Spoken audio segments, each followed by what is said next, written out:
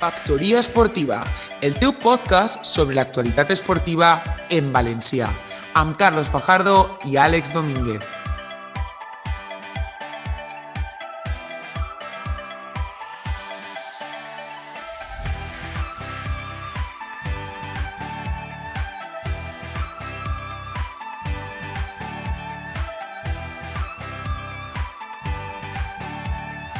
Hola, què tal, com estan? Siguen totes i tots benvinguts. Així comença el seu podcast sobre l'actualitat esportiva en valencià.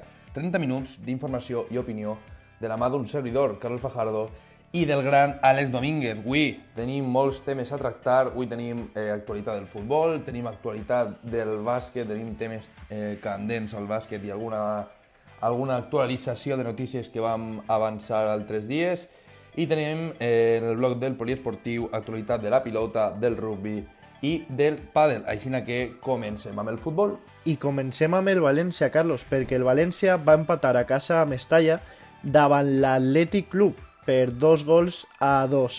El partit va començar amb un Atlètic molt bo, un Atlètic que va atacar molt del València. El València no feia res, no feia atacs. El València a soles començava a defendre en el seu camp, però al minut 26 Maxi Gómez, que és el més llest, va posar la cama, li van fer penal, i Soler, en la tècnica de Mendieta que ens està sorprenent últimament, va fer el 1-0. Així, el València tampoc millorava molt. La primera part veiem un València molt tranquil, un València que no anava a anar a l'atac, un València que es limitava a defendre, i un Atlètic que atacava, i fins i tot Jaume va parar dos balons molt importants per a que el partit se n'anara al descans amb un 0-0.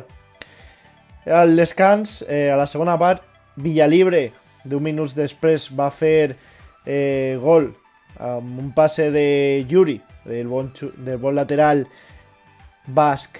Així, l'Atlètic el creia que podria guanyar, i Raúl García va convertir el penal que li va fer Rasic al minut 77, i al 79 Raúl García va fer el gol de l'1-2, però el València 4 minuts després, amb una errada molt gran de Unai Simón, va fer el 2-2 final. Un València que en els minuts finals sempre es creix, un València que podia haver fet el tercer, però que es va quedar en aquest resultat.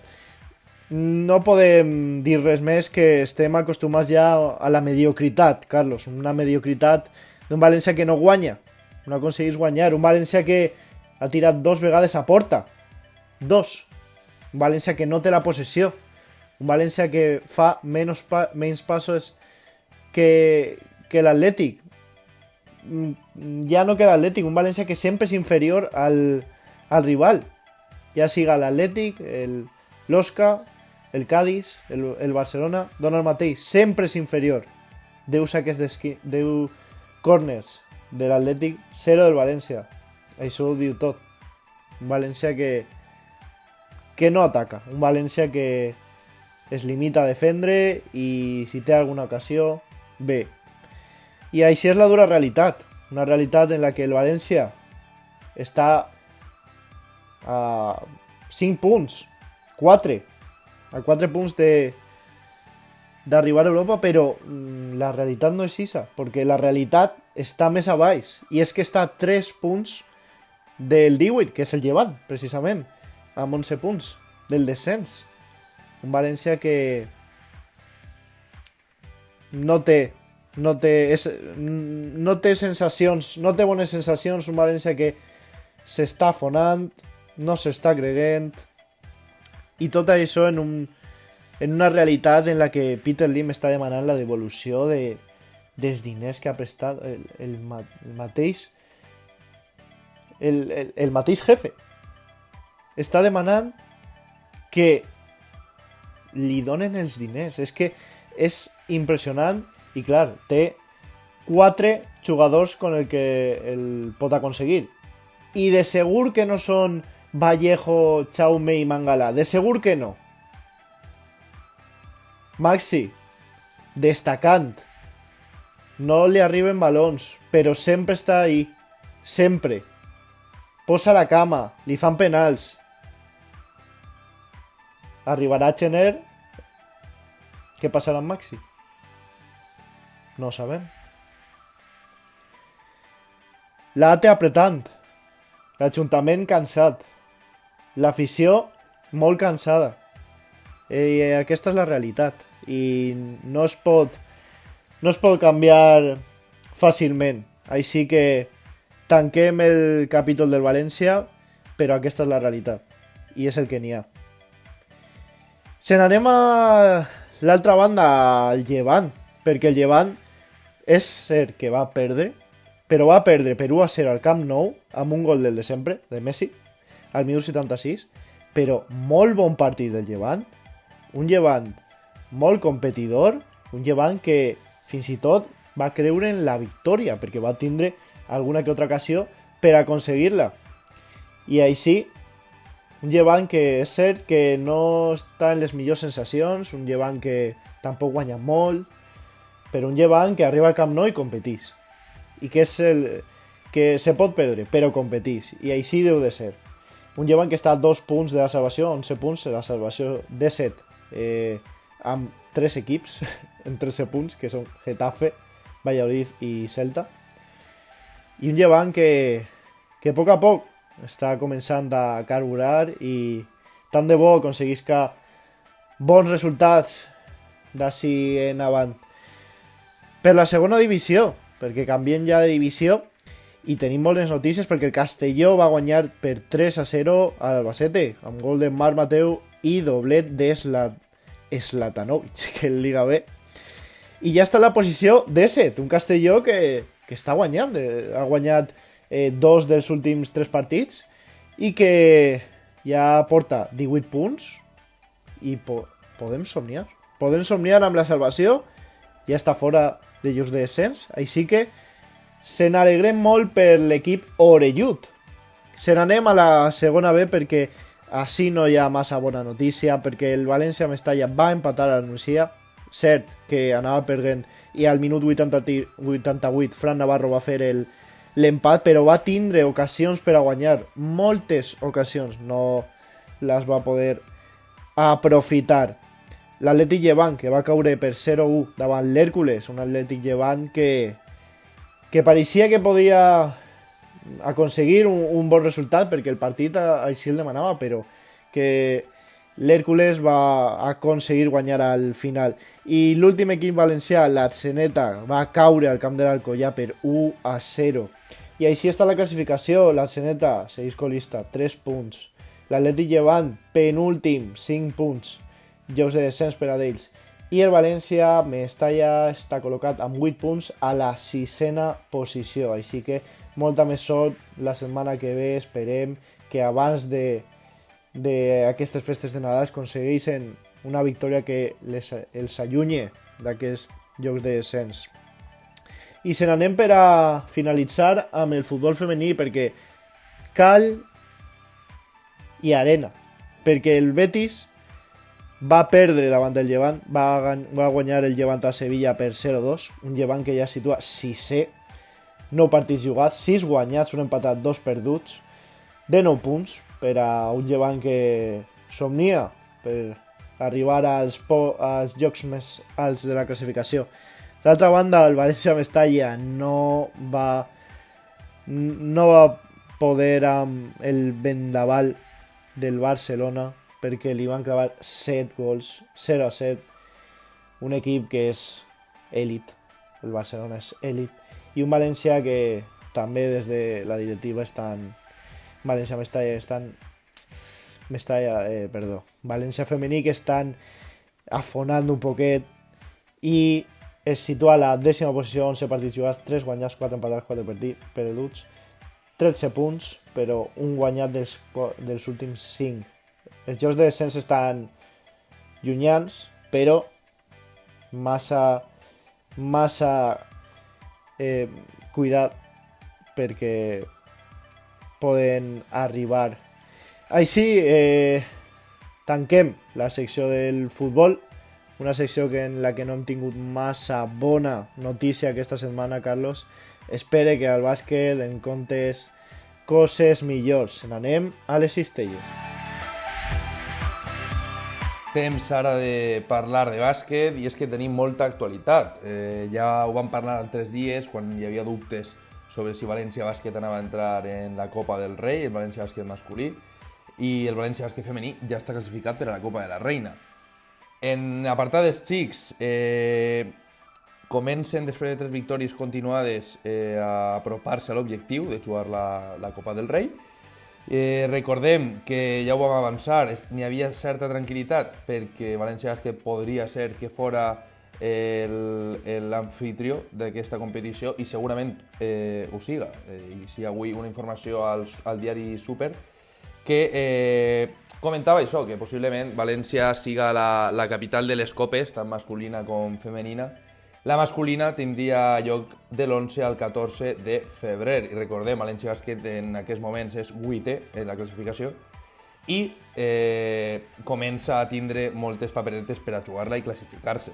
En cas que no ho aconseguira, que estic segur que sí que ho va aconseguir, seria anfitrió i per tal la jugaria de mateixa manera, encara que per mèrits esportius no es classificarà.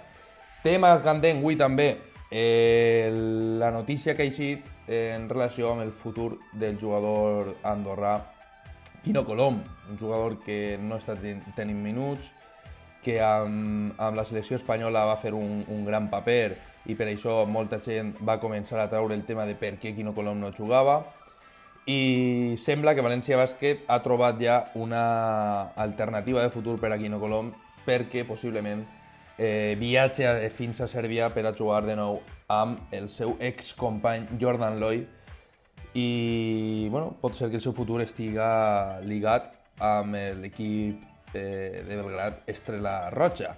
Veurem, perquè damunt aquest equip serbi és contra el que el València Bàsquet s'enfrontarà el pròxim 18 de desembre, en dates properes al Nadal. El proper divendres s'enfrontaria davant aquest equip serbi i no sé com de ràpid poden ser els tràmits i si finalment es tanca l'operació, però seria curiós enfrontar-se amb Estrella Roja, amb Jordan Loy i Quino Colom, perquè són dos ex, uno que per a mi té el nivell i està sent un dels millors anotadors de la competició, de l'Eurolliga, i l'altre que confiava molt en la seva direcció quan va arribar a València Bàsquet, però a poc ha anat perdent tota la confiança de l'afició, tota la confiança del club, i la seva actitud potser no siga la de continuar creixent en el projecte València Bàsquet, així que tant de bo li vaig molt bé si és veritat que finalment acaba en l'Estrella Roja i el divendres puguem enfrontar-nos a ell. València Bàsquet, pròximes dates, demà, el 16 dimecres, el 16 de desembre, s'enfrontarà a l'Olympiacos, un equip que ve fent una bona campanya tal com estàvem veient l'equip.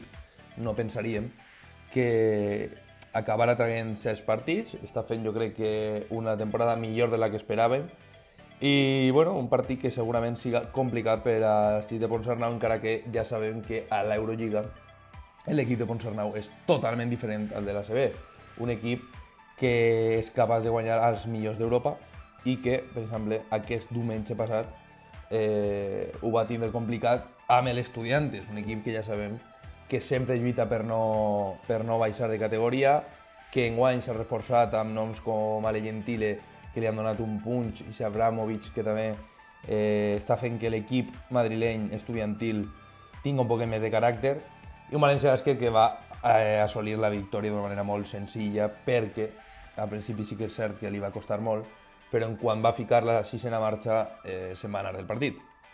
Un partit que va tindre moltes anècdotes, com la de Louis Laberic, que tornava a lluir la samarreta del València Bàsquet, però no la seua, perquè imagina que per problemes logístics no va poder el servei de logística València Bàsquet, els UDIers i tot l'equip de l'estaf proporcionar-li la seva samarreta i va haver de jugar a una samarreta d'aquestes que porten quan puja algun jugador de l'EVA, algun jugador del filial. Però bueno, partit molt a trompicons, podríem dir, però que València Bàsquet acaba traient guiats per dos jugadors claus que estan sent un poquet el timonei de l'equip, no? El valencià de Montenegre, no? El Bojan Dublevic, i Saman Rosom.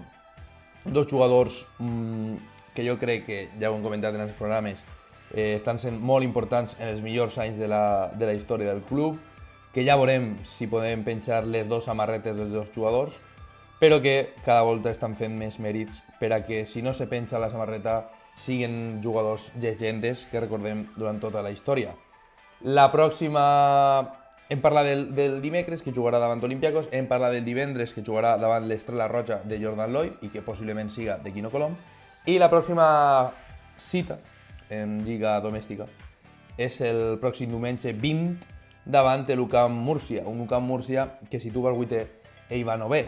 Té el mateix rècord que tu, 7 victòries, 6 derrotes, i un equip que al que t'enfrontares en pretemporada ja te va costar, i que bueno, té alguns fitxatges interessants que estan fent que l'equip de la regió de Múrcia tinga caràcter, tinga força i posa les coses complicades i estiga a la classificació on està i amenaçant amb jocs de Copa del Rei.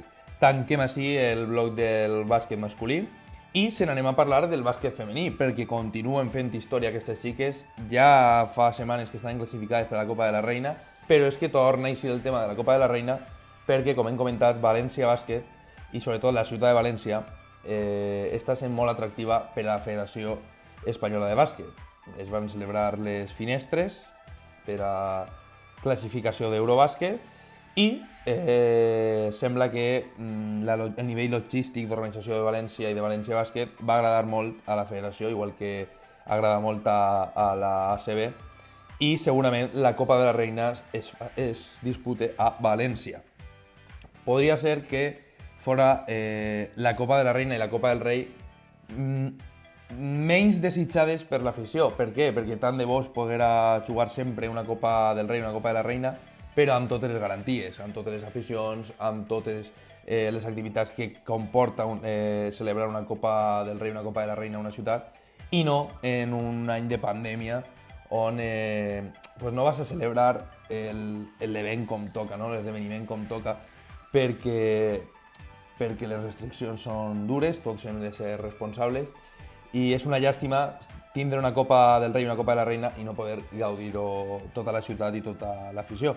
Però bueno, València Bàsquet, que és cap de sèrie amb Avenida, Girona i Guernica, 4 equips mastodòntics, i bueno, València Bàsquet que tant de bo puga fer-se amb el primer títol, seria jugar en casa, seria el segon títol possible després de fer el gran equip del projecte que València Bàsquet vol assolir com a el que disputa els títols als grans equips, però recordem, el primer torneig que es va celebrar aquesta temporada amb aquesta plantilla, en Bilbao, València Bàsquet va caure en primera ronda davant Guernica, un Guernica que també estarà a la Copa de la Reina i que a més és l'equip davant del qual s'enfrontarà València Bàsquet, les xiques de Rubén Burgos, el proper dissabte de 9 de desembre, recordem, propers ja a dates de Nadal. Un València Bàsquet que ve de guanyar davant IDK de Donosti, de Sant Sebastián, 58-64. Partidars de Celeste Trajan Davis, la guerrera de València Bàsquet, 15 punts, i la gran directora de joc, la jugadora dels highlights, la jugadora que passa sense mirar, Cristina Oviña, 12 punts, i tornant a ser directora de la nau de València Bàsquet. Una actualitat de València Bàsquet que continua fent història, ho comentàvem a l'inici d'aquest blog, perquè són segones, 14 victòries, tan sols una derrota davant Avenida en la pròrroga. Crec que és un any de celebrar, és un any a tindre en compte, perquè València Bàsquet és possible que faci història, ho hem comentat en tots els programes.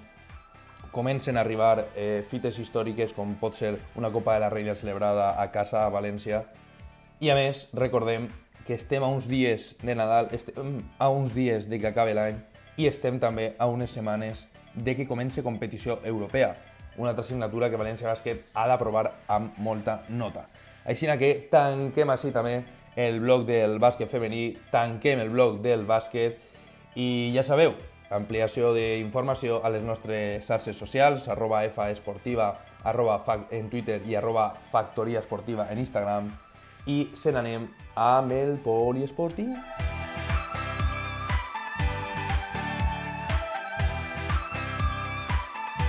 Tornem ja, i és que tenim actualitat també al món del poliesportiu. Tenim informacions importantíssimes, perquè en el món de la pilota ja coneixem el campió individual masculí de raspall. El passat diumenge, Tonet Quart es va consolidar com el gran guanyador del món del raspall, no? Un Tonet que consolida la seva trajectòria i que ja compta amb aquest títol. També tenim fites històriques al món del rugby, perquè recordem, ahir va tindre lloc la gala de l'esport femení, que sempre organitza València Plaça, segona edició ja. Un València Plaça que des d'ací felicitem perquè complís 10 anys, un mitjà valencià que a poc a poc està creixent i que fa coses meravelloses com aquestes. I parlem d'aquesta gala perquè en el món del rugby les nostres xiques de les Abelles van ser el millor equip femení 2020 i no podria ser d'una altra manera perquè van aconseguir aquest ascens a Divisió d'Honor i una estrena en Divisió d'Honor que no va tindre un resultat com ens agradaria, perquè les xiques van caure 72-5 davant el Majadahonda, un debut un poc roïn, podríem dir, però és que les xiques de les Abelles han de fer-se a la competició, queda molta competició i esperem que els resultats canvien. Tampoc van tindre sort els xics que van caure davant el Futbol Club Barcelona Rugby per 51-21. Una derrota que torna a pesar en els equips les dos derrotes pesen en els equips de les Abelles i que esperem que la pròxima jornada es convertisquen en victòries i en bones notícies. I tanquem el bloc del poliesportiu amb el nostre amic del programa, Javi Rico, que va caure als quarts de final del màster final del World Padel Tour i va caure davant els dos gegants que van acabar guanyant el torneig. Un Javi Rico que va donar la cara, que encara no tindrà a lo millor el nivell dels top 3, top 4, va donar el nivell i crec que Paquito Navarro estarà molt orgullós del paper que va fer el jugador valencià.